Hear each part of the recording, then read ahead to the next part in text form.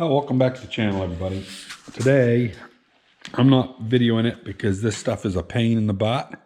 Got to take out all this window regulator mechanism. Got one more Phillips down there to get out and another bolt there. Then I got to try to scissor it together. It's seized up. It's been sitting there with no glass in it for 7 years. So, and of course, they shot that out with a BB gun too.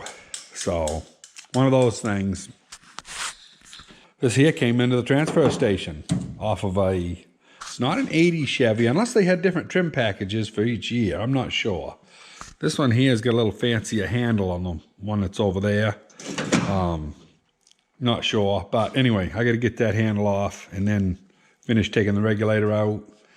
And then I got to try to salvage this vent window, which they can come out kind of boogerish. Somebody was going to paint this. They had it all in primer, and then they threw it away. And now, of course, all this, I got to go get some acetone and see if I can't get all this crap off. It's kind of a mess. It's been on there a lot of years. Yeah. Anyway, I'm not going to bore you with it. I'll bring you back in an hour or so. See if we've got what glass in that thing. So this draws a little juice, but not a lot. It acts to me like the brushes or something. It was working fine when we packed it, but it didn't have a window in it, and so it's been getting water on it for the last 7 years. So we'll see here what happened. I just called up Cornish Auto Parts there. They're my go-to people, but they don't have it listed in their system, so we might have to. Otherwise, I wouldn't be frigging with it. But we'll see if it's anything we can save easy. Well, that end came apart quick. This thing is just absolutely corroded. You can see all the black there. Pretty sure if we can clean that armature up, the commutator, I think she'll probably run. So I got everything off in it now, but the only thing that I had to do was very gently just put a screwdriver in here and just pry that back. Nothing holds it in there, it just comes off. Of course, when it does, you end up with your brushes and all that stuff out. It's all greased up. When they put it together from the rebuild place, I would say that they put too much grease on it. So I'm going to get a little bit of gasoline, clean stuff up, and yeah, I think all I need is just a cleaning. So we'll bring you back in a little while. So I'm using some very fine sandpaper. I had crocus cloth here and all these other belts and stuff, but they're only about 100 grit. And if you get real coarse paper, then you got to run a tool between here and make sure you haven't pulled any copper in. This is 1,000 piece of sandpaper I got here. And all I'm doing is taking off the oxidation, and there was a couple of funny spots. Looked almost like dried glue. I don't know what the heck it was, but I've already got that off. I think this is my last place right here. Yeah, that looks pretty good right there. So anyway, she cleaned up good. I got to clean up the this just gets pinched in the housing. I got to clean. There's grease on those. There's grease everywhere here. I get that they look at the grease on all that stuff, huh? Grease everywhere. So I'm going to clean all this grease up and get it put back together. And we'll slide her into the end. And pretty simple, I think, to clean this up. Quite obvious when they lubed this piece right here.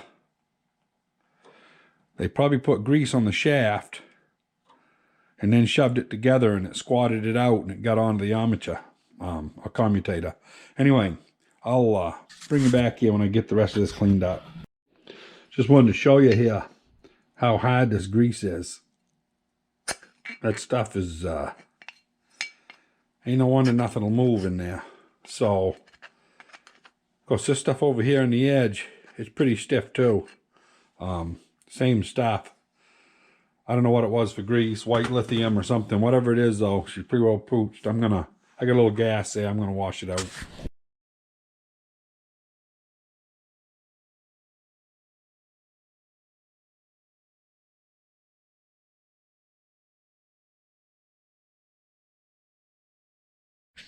Yeah, I got that all cleaned out. Yeah, I do have my flashlight. So, yeah, pretty clean. We'll wipe her out, blow her off, be good as new. So this right here looks to me like it's at least halfway worn out. I think I'm going to get a 1/4 by half or whatever they have. Yeah, so we're going to go to Bridgeton. I'm going to try those. $7.29 a piece, a lot of money, but. So these original brushes, they were a side mount wire, and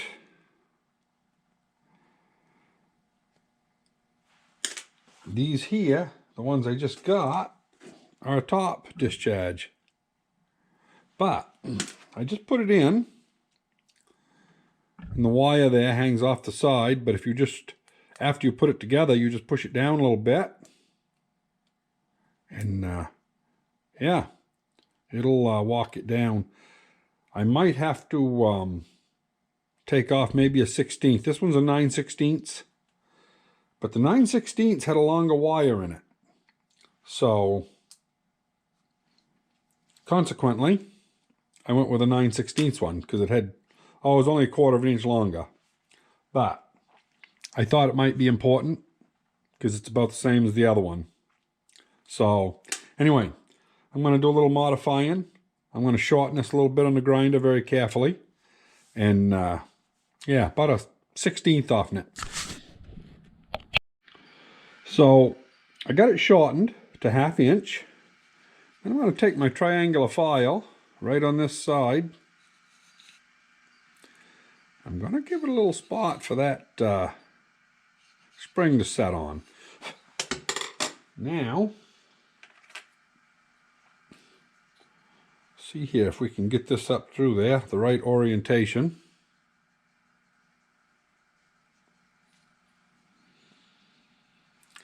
Then pull the wire over where it belongs. There we go. Holds good tension, and that little notch right there will keep it from going over and not following. So for right now, we'll just set that spring over to the side, and yeah, it's going to be usable. So I got to do that same modification to both of them. Because one of them just gets pinched, which is a good thing. So I'll be back in a little bit. We'll see if we can get this thing together. So I just soldered that piece on. So we're going to try to assemble this thing. That rear bearing just sets in there. Now this here, pretty sure sets on.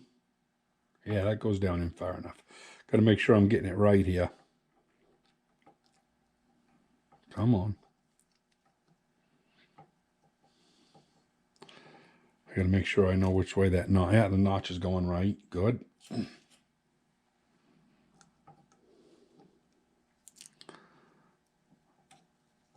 There we go. Now,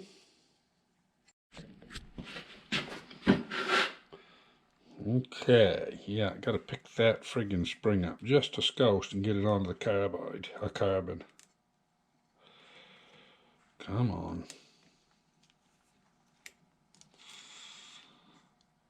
There we go.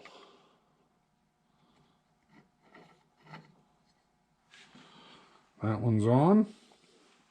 Should follow down through the slot. So this grease actually comes with Husqvarna chainsaws. A friend of mine gave it to me. And it's real nice grease. It's a clear, almost like a Vaseline looking stuff. But I don't want to put it on there. Damn it, I said I didn't. We'll hide that in there. I want to actually put it on the bushing. And that way, just a little spooge on each side. This here is going to be right there. Yeah, probably ought to put a little up on that top too, just to make sure. Okay, let's see if this old girl will turn.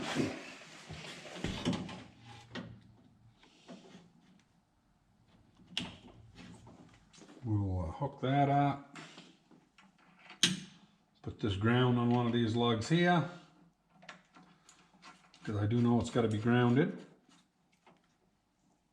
Turn the key on.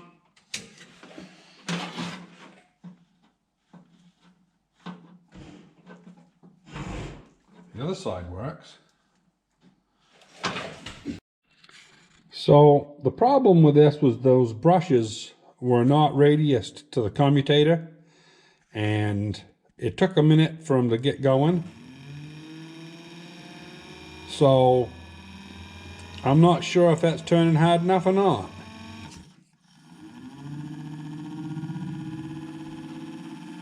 Because the truck ain't running, so the voltage is down. So the longer you let it run,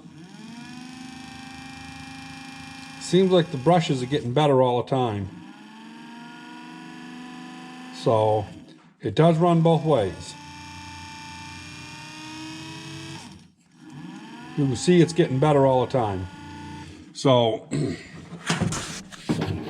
think there's a little bit of a break-in period that I didn't realize, because like I say, the brushes weren't shaped, and basically I just had a little tiny fine line, and I don't think it was putting enough current through, and it probably wasn't on the full width, so that the timing was off a little. And further the arc gets to the outer edges, the more the timing gets right on the magnets. So anyway, I think it's going to be fine. Just going to take a little break in.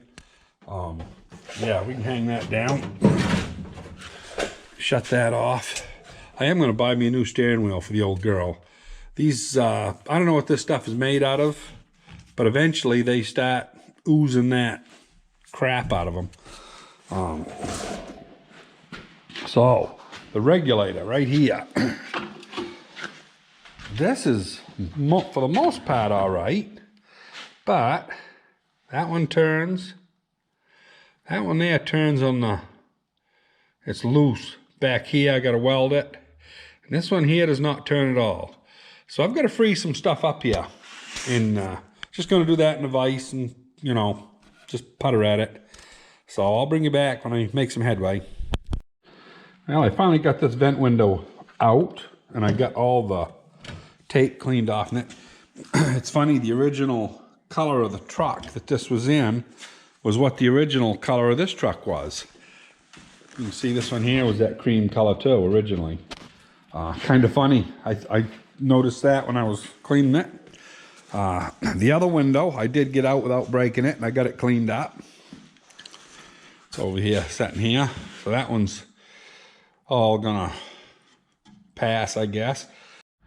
Don't know if you can really see that, but the full moon is beautiful tonight, coming up through the clouds. I also put a little oil on that pin right there. A lot of times those will rust up, and you can break stuff if you go raunching on them. Got a little bit down here. We'll see if that'll move here in a little while. And my next project, I'm not going to video it, but we got this screw, and there's a screw right here, and there used to be one right there. I don't know why it's not there anymore. But anyway, yeah, 2 screws. It's all unbolted down here.